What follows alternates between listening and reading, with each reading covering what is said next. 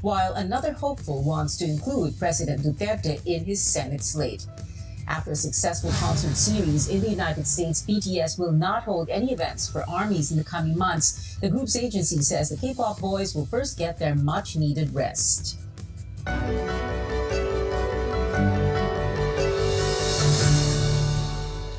The COVID-19 situation in the country is getting better by the day, at least for now. The health department says the country is now under minimal risk case classification. The agency explains the average daily attack rate from November 22 to December 5 is now below 1, which means the country can be downgraded from low risk to minimal risk. 13 of the 17 regions are under the same classification. Only Metro Manila, the Cordilleras, Cagayan Valley, and the Zamboanga Peninsula are under low-risk case classification, which is one step higher than minimal risk status.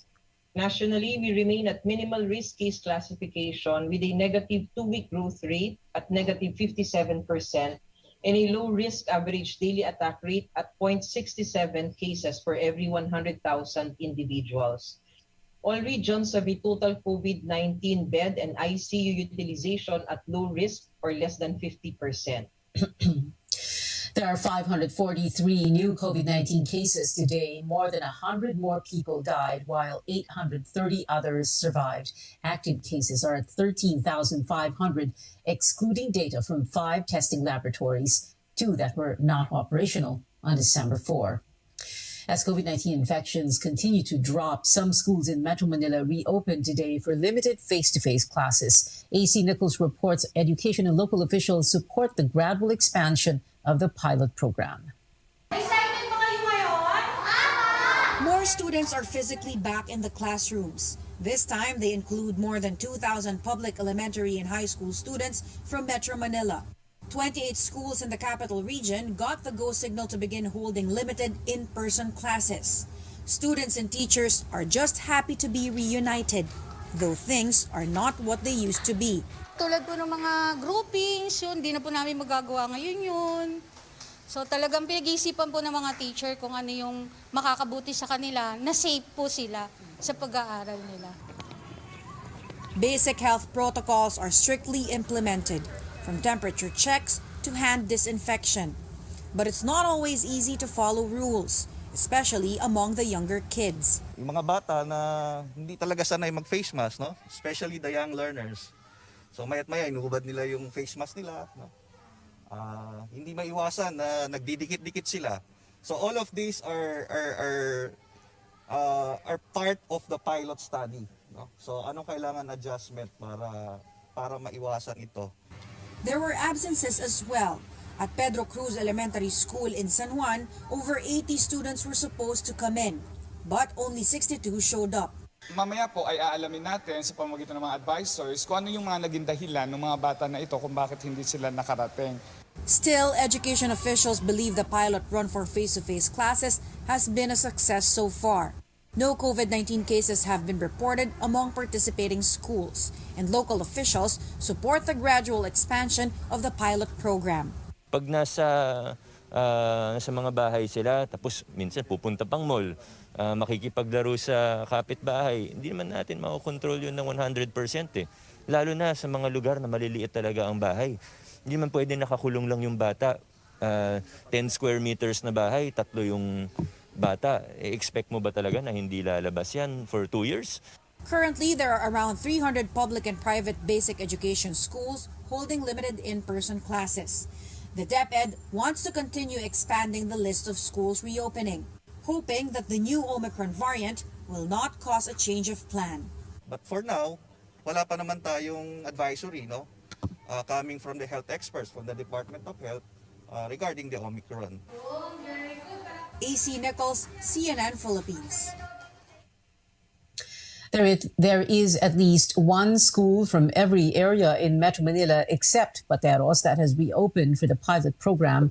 But the COVID-19 situation in the region's lone municipality looks promising. In its tally on Saturday, December 4, the local government said it did not record any new COVID-19 infection. There is also no active case in Pateros. In a text message to CNN Philippines, Mayor Ike Ponce says the municipality remains COVID-free even until today. A research group believes the new COVID-19 variant of concern, Omicron, is twice as infectious as the Delta variant. Oxford research fellow Guido David says he calculated the virus reproduction number of South Africa, which is seeing a surge in cases because of Omicron. David says the reproduction number is now at 4 compared to less than 2 in previous spikes caused by Delta.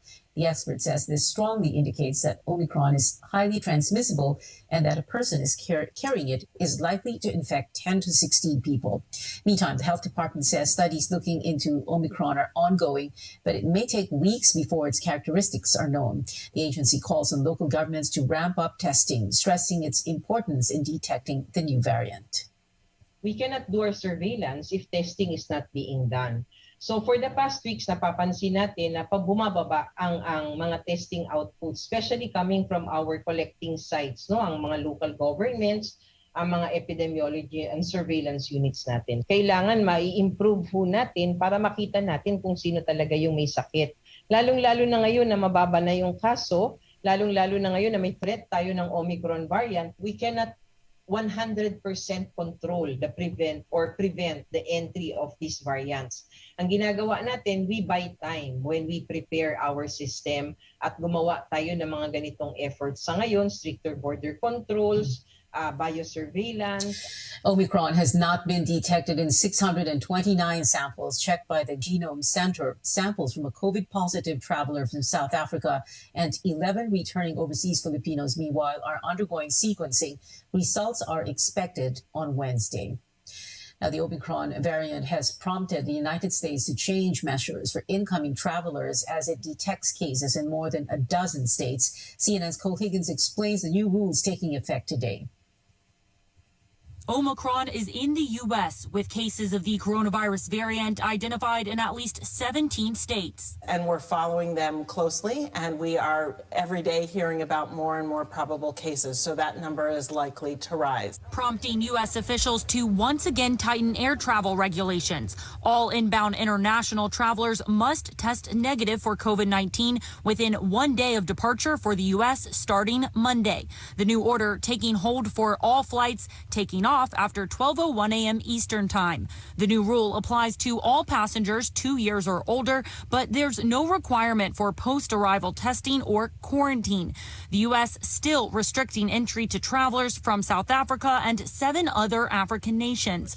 President Biden's chief medical advisor, Dr. Anthony Fauci, says the U.S. was in the dark about Omicron when that decision was made. Some South Africans say the travel ban is unfair. We don't think it's fair because the way in which it's been imposed is quite uneven.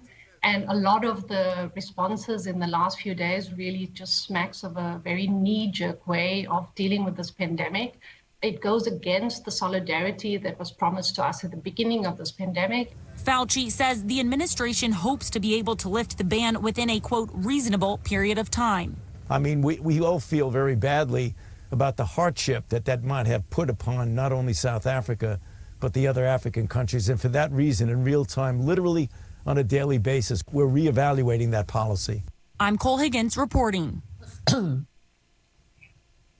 Let's take a look at other global headlines. In Indonesia, at least 15 people are dead and dozens still missing after Mount Semeru erupted on Saturday.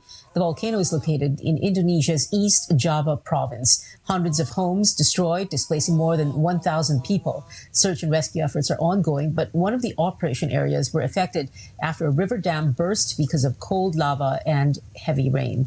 In Myanmar, a court sentences deposed civilian leader Aung San Suu Kyi to 4 years in prison for incitement and breaking health protocols. Suu Kyi is facing almost a dozen charges, adding up to combined maximum sentences of over 100 years, but she rejected all allegations. The verdict comes a day after military forces cracked down on a protest in Yangon, prompting condemnations from the U.S. and the United Nations. Suu Kyi was ousted and detained by the military in a coup in February.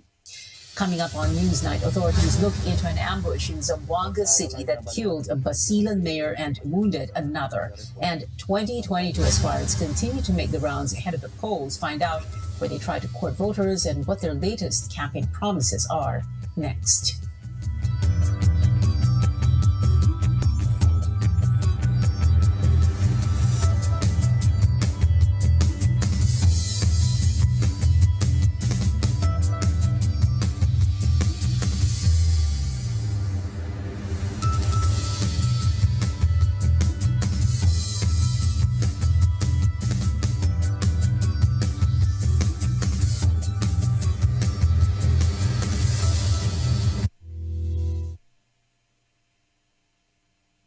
and bronze in Tokyo.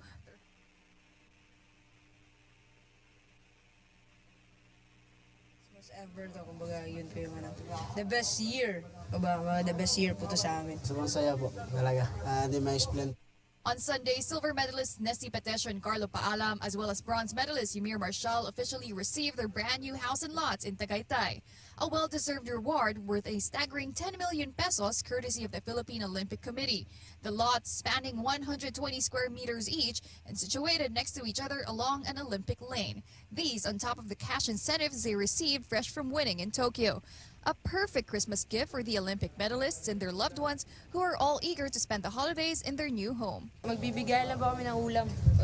Si Carlo sa breakfast, ako sa lunch, yung beer sa dinner. Itong mga blessing namin, ito po yung maging inspirasyon din po para sa mga ibang atleta na magpursige sila, disiplinahin nila yung sarili nila at balang araw sila din po yung makakaroon ng blessing na mga ganito.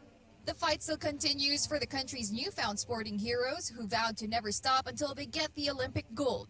But before they take another shot inside the Olympic ring, they will first test their mettle in the World Championships, 31st SEA Games, and 19th Asian Games, which will take place in 2022. Pauline Berzosa, CNN Philippines. You're looking at possibly the worst-kept secret in the Secret Service. 00 hot stuff. A guy who protected the Bidens on vacation may now need protection himself from his fans. Wrestle me to the ground, please. Put me on his watch list. These two friends were in stitches after waiting for the Bidens in Nantucket, but focusing on whoever this beautiful man was instead. She was like, wait, do you see that Secret Service guy? Like, he's so handsome. And I was like, oh my God. So then we both started videoing it. Clip after clip went viral. This one was shot by photographer Matthew Notarangelo. He just looked like somebody out of a magazine, like perfect hair, sunglasses. He has a nice jawline. Even Stephen Colbert couldn't resist the heartthrob. Whoa. If he's there, who's manning the door at Abercrombie & Fitch? Lots of people thought he looked like Tom Cruise, though we never got a good shot of 00 hot stuff without his sunglasses. Yes, ma'am. Online posters went gaga. What if I trip towards the president? Will this man catch me? He can Secret Service me any day. No comment from the Secret Service itself, though a source confirmed to CNN that he is an agent. But fans, when it comes to getting his number... That's classified. Jeannie Mose, CNN, New York.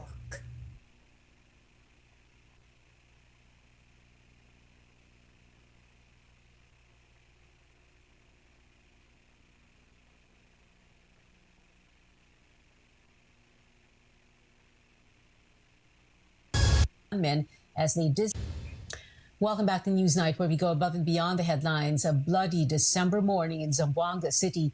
2 Basilan mayors were shot by 4 gunmen as they disembarked at the city's seaport.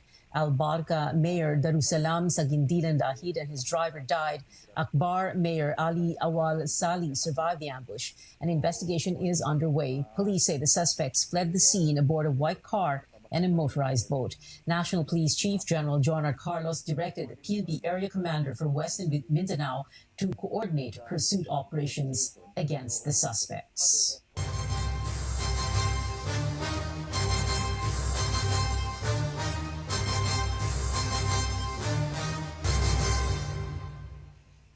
With Senator Bongo yet to formalize his withdrawal from the presidential race, election officials are expressing alarm over a crowd swarming outside the COMELEC headquarters. Go supporters have been gathering across Palacio del Gobernador in Intramuros since last week, hoping that the senator will still change his mind.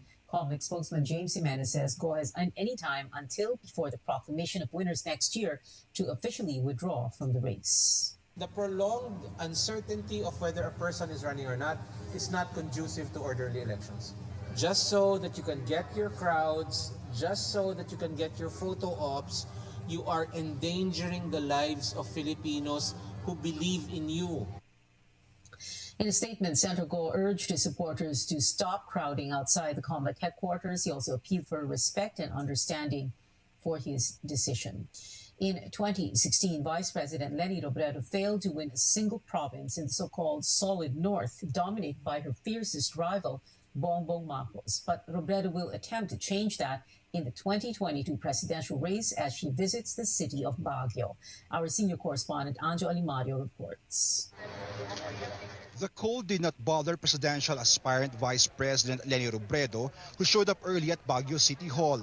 Mayor Benjamin Magalong welcomed Robredo, whom she worked with closely before, when she was still with PNP and she was still part of Bicol Advisory Group. Magalong says he and Robredo are completely aligned. They believe that good governance goes beyond politics. So is he endorsing a presidential aspirant? I have. Sinabihan ko na rin naman siya. Nag-usap naman kami. Yes. Hindi ko na babanggitin. In Baguio and all the provinces in the northern region, Robredo faces an uphill battle in the May 2022 presidential elections. The so-called Solid North made its presence felt by giving Bongbong Marcos, the son of a late dictator, a landslide win against Robredo in 2016. But this doesn't discourage her at all. If the volunteers will be able to sustain this kind of movement, malaki yung pagkakataon na makaabot yung mensahe sa mga kababayan natin. Manila Mayor Isko Moreno, meanwhile, is in Cebu, meeting also with local officials of the province. He lauded the province's Cebu Negosyo, which is designed to uplift the tourism industry amid the pandemic. But what highlighted the trip was his announcement of planning to adopt his party's fourth senatorial candidate. Si President Duterte, hindi natin pwedeng tawaran yung kanyang kakayanan. He is a qualified candidate for this. Pero yung choices naman natin lahat, laging reflection siya ng aspirations natin. Lagi siyang reflection ng values na pinapaniwalaan natin. Senator Panfilo Lacson, meanwhile, bared what he claims to be the ultimate test of characters for a leader. He stressed the need for the next president to uphold integrity as he recalled his time as then chief of the country's anti-kidnapping task force. Isang na-kidnap noon, pagkatapos naming ma-rescue, bumalik, may dalang bag. Sabi ko, ano yan, chairman? Hindi, ito yung dahil natulungan niyo si Mr. Sibal, tumataw na ng utang loob. Sabi ko, no. Lagi ang sagot ko, we only did our duty. Marcos meantime talked to the leaders of agriculture sector. He said he favors suspending the rice tarification law to help farmers. Yung rice tarification law, kung babasahin mo yung batas, mukhang tama naman. Pero ang naging effect sa katotohanan is yun ang unintended consequences. Nagkaroon ng nasabayan pa tayo ng pandemic. Caliore de Guzman, meanwhile, is in Eastern Samar.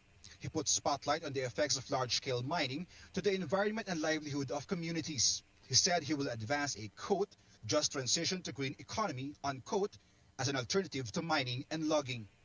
In Baguio City, Anjo Alimario, CNN Philippines. Two party list groups protested outside the COMELEC headquarters after the poll body rejected their 2022 bids with finality. Members of the Nurses United Party list took turns throwing tomatoes and a copy of the COMELEC logo to show their frustration. The group's president, Maristela Abenojar, says the poll body has yet to give a formal explanation as to why they were denied a chance to vie for a seat in Congress. Ang sinabi po ng COMELEC doon sa kanilang resolution noong October 1 ay hindi raw po namin sapat na patunayan na ang aming mga officers at members ng Nurses United Party List ay mga nurses. Pinatay po nila yung pag-asa ng mga nurses at mga manggagawang pangkalusugan.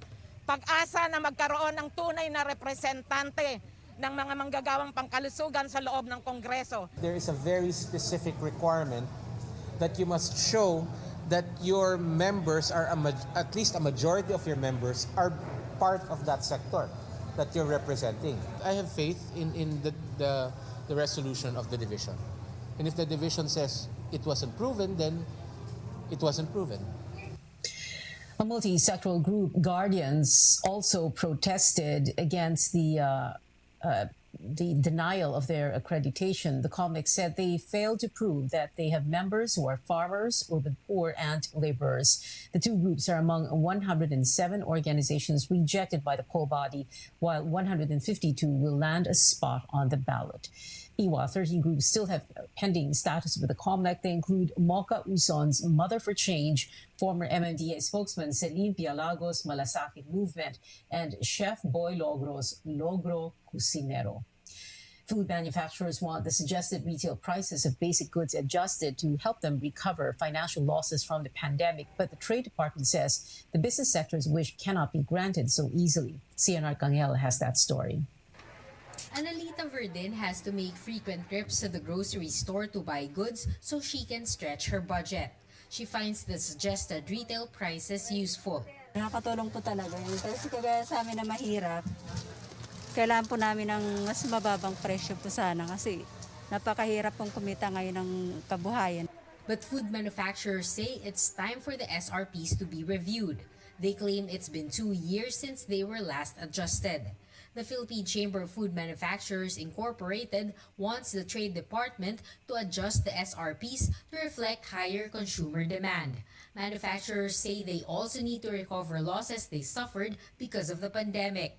But Trade Secretary Ramon Lopez says consumer demand isn't the only consideration in adjusting SRPs. He says the impact on consumers should also be factored in reviewing SRPs of basic goods.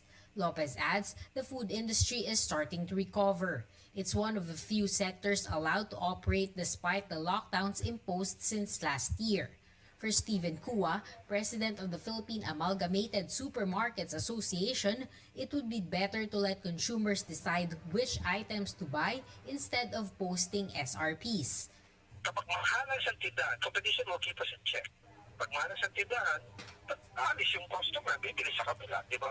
So we cannot price ourselves, out of the market.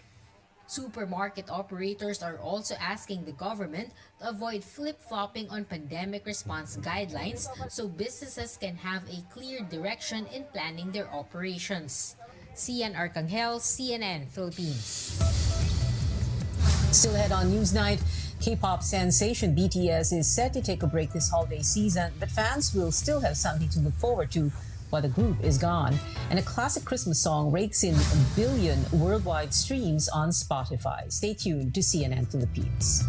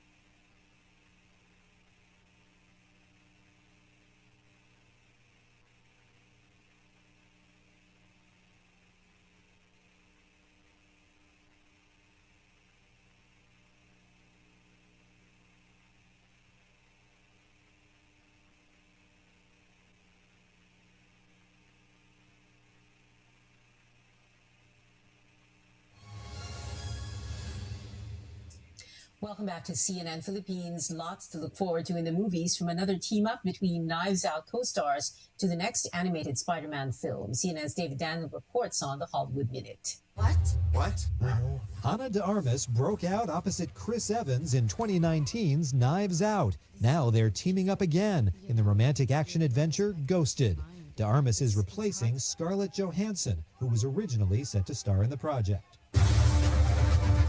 Marvel has given us our first look at Spider-Man Across the Spider-Verse, the sequel to the Oscar-winning Spider-Man Into the Spider-Verse. And since Marvel is billing this as Part 1, we can expect at least one more animated adventure after this film opens next October.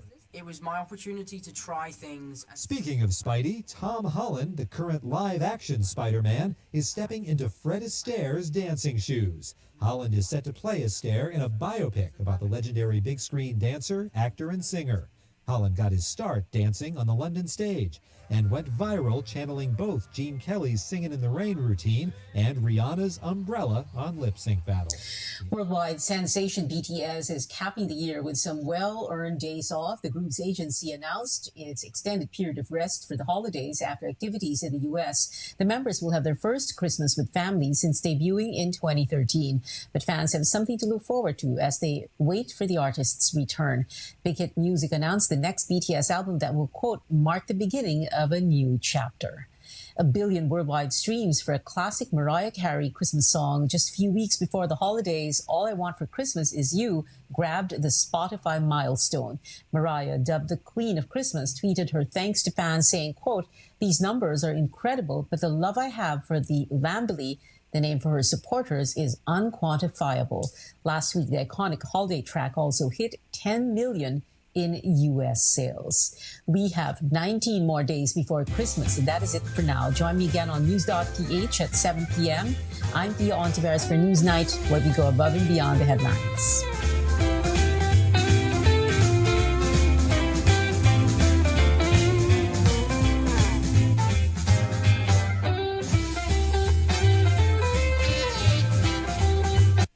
This program is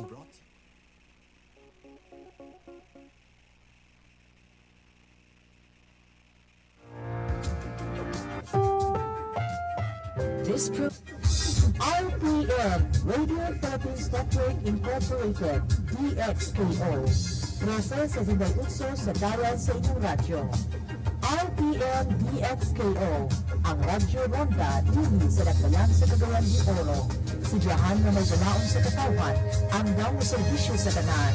Ang RPN DXKO Radyo Ronda, sakop sa KBP, kapisanan ng mga broadcaster ng Pilipinas.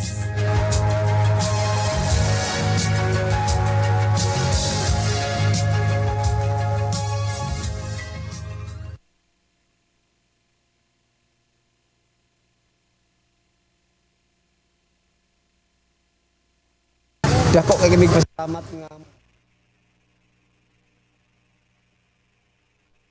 Constantly experience flushing or persistent redness on your face, you might have a skin condition called rosacea. It affects over 400 million people around the world, and most aren't even aware they have it. Rosacea often comes with acne-like breakouts and the appearance of broken blood vessels on the face. It's not contagious, but it obviously affects a person's social anxiety as well as their emotional health. The good news is, there are many things one can do to decrease the regularity and severity of the flare-ups.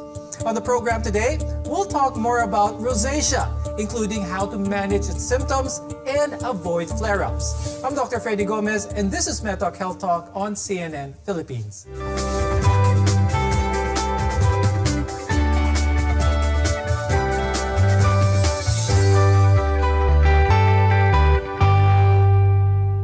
Rosacea is a chronic inflammatory skin condition generally associated with constant blushing or persistent redness of the face. But there are many different types and it can manifest on the skin in unique ways. Let's welcome to the show Dr. Pichi Paz-Lao from the Makati Medical Center, and we also joined by Dr. Ces Rojas Rosete from the Medical City Hospital and Rizal Medical Center. Dr. Pichi, what are some of the risk factors pagdating dito sa condition ng rosacea? And do Filipinos actually have to worry about it? They're more common in women. and 30 and above, over the age of 30 and above. Textbooks would say it's mostly seen in fair-skinned individuals and European descent. But I guess because we're a mixed race now and we have a lot of our countrymen who are very fair, so we cannot totally say that we cannot see them anymore in Filipinos because of our dark skin, because we have a lot of fair-skinned also in our country. Also, it's genetic. If you had the history of acne, or probably a coexisting autoimmune disease. And sometimes lately they've been kind of attaching it when you have H. pylori in your GI tract. Now, Dr. Ses, since most people aren't even aware of whether or not they have this condition, what are some of the overt symptoms that rosacea may have? There is this temporary, initially reddening of the surface of the skin of the face that can be very persistent over time. Now, aside from the redness, the patients could also develop bump-like lesions on their skin. Some can be pus-filled, similar to acne. There can also be visible veins on the face because of the overreactivity of the cutaneous blood vessels, so they dilate pretty fast. Now, there could also be burning sensation in some patients. And over time, if this is left untreated, there could be thickening of the surface of the skin, leading to, let's say, especially on the nose, among men, it could become enlarged and bulbous in a condition which we call as rhinophyma. Dr. Peachy, are there specific conditions that can trigger flare-ups? Top 3 would be sun exposure, stress, hot weather, also strong wind, heavy exercise, sauna, a lot of alcohol drinking, cold weather, spicy food is a trigger, very hot humidity, and even caffeine. Dr. Ses, I want to talk about these flare-ups and how they can affect a person's self-confidence. Ito yung importante dito eh. How often can this happen, and could you tell us more about this? Rosacea can be pretty distressing for a lot of people because especially when the redness of the skin and the bump-like lesions are very visible and very persistent. This can be a source of embarrassment to the patient because it's really on the center of our face. So when people would talk to you, they would see it immediately and ask questions. Therefore, it is really necessary that at its early stage, it can be addressed properly so that it would not go to the severe stages and would receive treatment and control. Because many people aren't aware that they have this condition, it's often confused with acne. Dr. Peachy, how can one tell them apart? Kapag merong namumula sa mukha, may konting bumps, pus-filled, how can one determine if this is rosacea or acne? Sometimes it can be very difficult because they overlap. But probably the most common would be acne would usually have whiteheads and blackheads. And if there's redness, it's just concentrated around the area where you have your specific acne.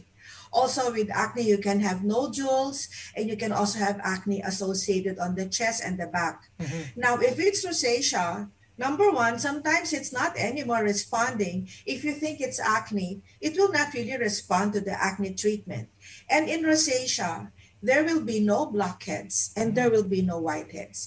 It's usually just diffuse redness, and the redness is not only on the acne lesions, but diffuse, usually in the central part of the face, and then you would see some veins. Pero Dr. Ses, ang tanong is it possible para sa mga merong acne naman sa mukha, pwede ba silang mag-develop into rosacea, yung mga madalas magkaroon ng acne? For those people with acne, it is still possible if you have the genetic tendency to developing redness on your skin, meaning if you are a natural born flusher and blusher. Most of the time, the natural progression would be patients with rosacea may develop acne-like lesions. That is the more natural progression. But for patients with acne, only those with a genetic tendency to redness of the skin would develop rosacea as well. When we return, we'll go through the various types of rosacea. So stay with us on MedTalk Health Talk, only on CNN Philippines.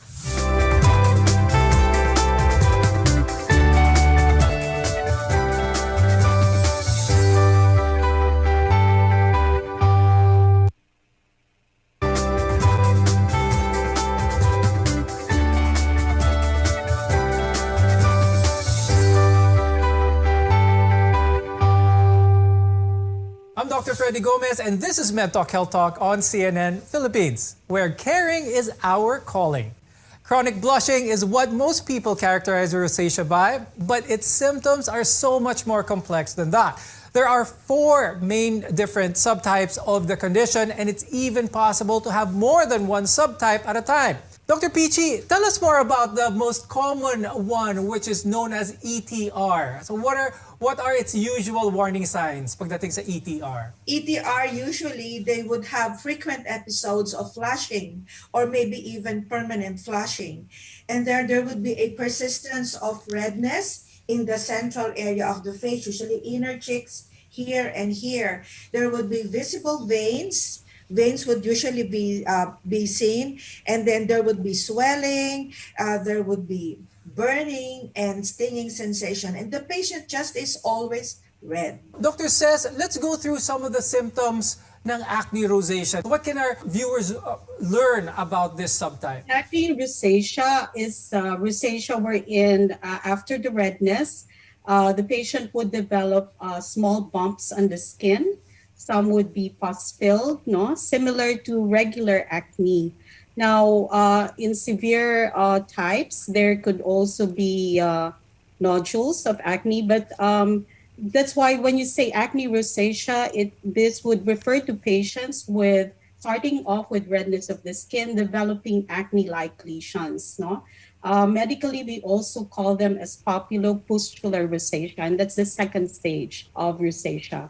Okay. Now, Dr. Ces, when it comes to rosacea, one of the symptoms that was earlier mentioned is that burning sensation that someone may have. Where does this come from, and is this a characteristic symptom for rosacea? The burning sensation of rosacea would usually come from irritation to environmental factors. The redness of the skin actually naturally makes the patients sensitive to this environmental triggers. Example would be direct exposure to sunlight, as well as the use of cosmetic products or skincare products that ordinarily would be okay with the general population. But for patients with rosacea, since they have more sensitivity as compared to normal individuals, then they could have irritation to this product. Dr. Peachy, let's talk about rhinophyma. How does this develop? How often does this occur? And what should our viewers know about it? Sometimes you see people walking around like with a very, very deformed nose, and that's rhinophyma.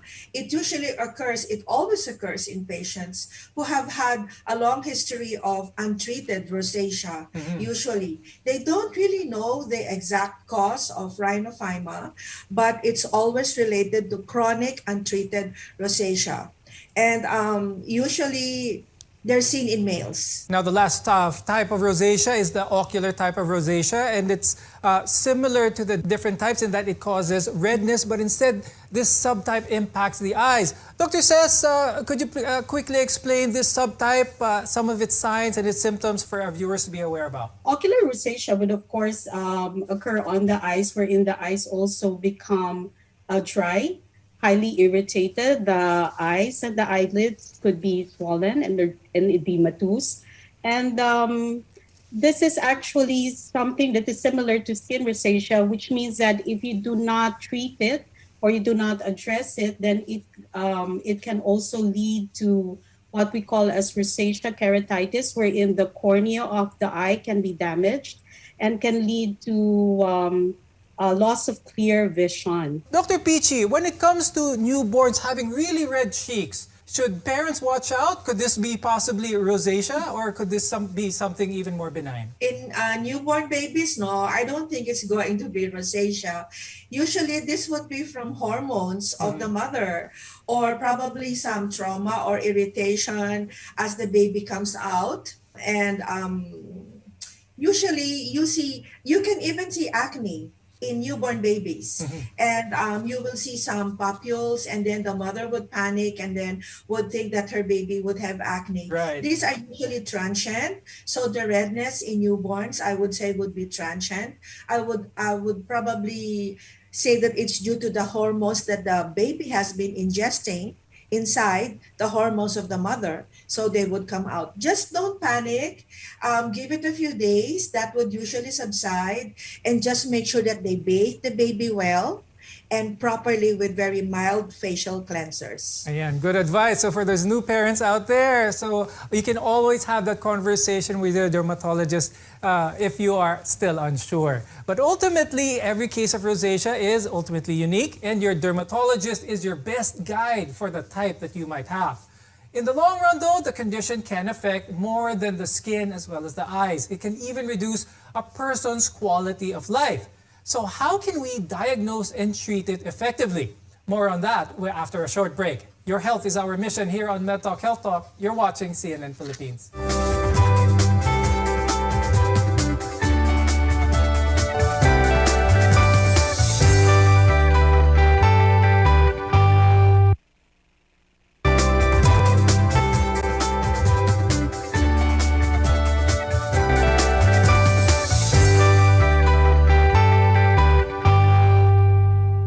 I'm Dr. Freddy Gomez, and welcome back to MedTalk Health Talk on CNN Philippines, your partner in healthcare. Dr. Ces, could you walk us through how this condition is diagnosed? What happens when a patient first consults for possible rosacea? When a patient consults with first time with rosacea, of course, we do a detailed history and a physical examination.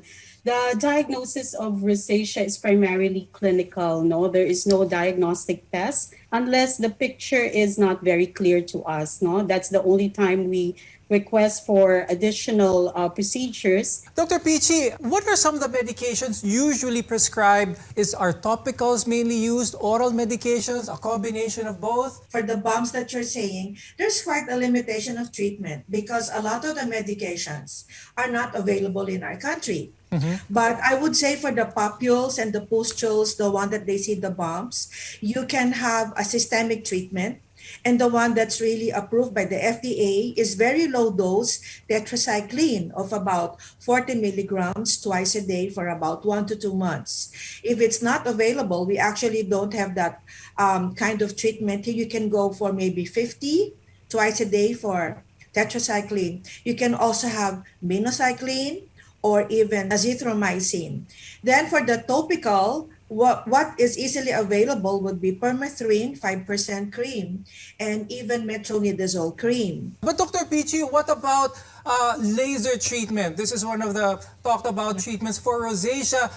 For those who aren't familiar with laser treatment, please explain to our viewers, masakit ba ito? Matagal ba ito? What is the downtime when it comes to treating rosacea with lasers? There are just specific lasers which you can use for rosacea because the target of the laser would be the redness. So it would be the pulse dye laser, the V-beam. It can be the 585. You can also use IPL. And there's no downtime for this kind of lasers. It's just light flashing and you can just go home. It's very short. The treatment is very short. So we usually have it around every 2 weeks or even every 4 weeks. And lately, they've also been using radiofrequency and also light emitting diodes. And all of this have no downtime. And so the patient will not feel any irritation. Dr. Ces, is the wearing of mask with those who are affected with rosacea, can this aggravate the condition? Rosacea can be irritated by frequent and prolonged wearing of masks, because it can produce breakouts, which is similar to acne rosacea. Now, the tips that we can give in order to prevent them, if for, of course, the ordinary individual who are using reusable masks, you have to wash them very frequently with hypoallergenic detergents in order to remove the toxic residues on the mask. Other thing also that you can do is every time you remove your mask, you have to also wash your face. And right after washing, then moisturization. Regular moisturizers would help. Dr. Ces, could you talk more about soapless washes or those types of ways that our viewers can clean their face, especially if they have conditions such as rosacea? Patients with rosacea have sensitive skin. Right. So there are many different types of cleansers in the market. We have true soaps, we have calm bars, we have the Syndex. That's what we call as the non-soap cleansers, no? And for patients with sensitive skin, the Syndex usually approximate the pH of our skin, which is acidic, no? So they can effectively remove the surface dirt without stripping our skin of its natural moisture. Now, Dr. Peachy, does rosacea progress and get worse over time? Is this something that if any of our viewers notices on their face, they should get a consult right away? It can get worse, okay, because the flare-ups are the ones that would really make it very difficult for the ones affected with rosacea to really go on with their job because of the burning, the stinging, the aesthetic condition. Sometimes they can't even go to work and face patients because they're very red and it's very uncomfortable. Now, Dr. Peachy, could you share a basic skin routine for our viewers, for those even without rosacea, how to take care of their skin, especially in their face? So make sure the minimum number of times wherein you should wash your face would be twice a day. And then if you feel dry, it would be good to use a very good moisturizer in the morning. And always sunscreen. Even if we're just at home, we're always facing our laptops and whatever devices. And there is what they call like the blue light. And so you also, even if you're at home, you have to put the sunscreen to protect yourself from the photo damage that can be caused by the blue light. And at night, of course, clean your face, remove your makeup well, and then use a moisturizer. I'd like to thank dermatologist Dr. Peachy Pazulao and Dr. Ces Rojas Rosete for guiding us with their expertise on today's topic. Marami pong salamat sa inyo. I'm Dr. Freddy Gomez, and thank you for watching MedTalk Health Talk on CNN Philippines. We'll see you soon.